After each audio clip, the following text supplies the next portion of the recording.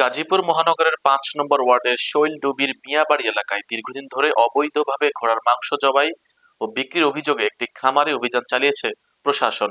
বিস্তারিত থাকছে মাজহারুল ইসলামের প্রতিবেদনে। স্থানীয়দের সন্দেহের ভিত্তিতে প্রকাশ্যে এলো ঘোড়ার মাংস বিক্রয়ের আলামত। এই ঘটনার খবর পেয়ে ঘটনাস্থলে উপস্থিত হলেন গাজীপুরের নির্বাহী ম্যাজিস্ট্রেট তাশরুফ ইসলাম। এ সময় খামারের মালিক আলফাজ আহমেদকে ঘোড়ার মাংস বিক্রয় অপরাধে ২০,০০০ টাকা জরিমানা করা হয়।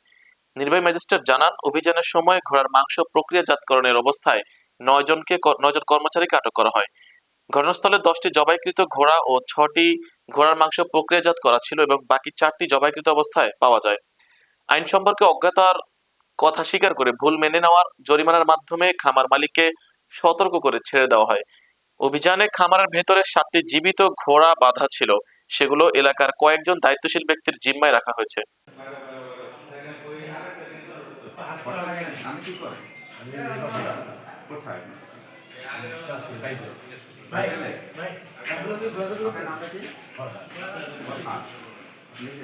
মূল পেশা কি?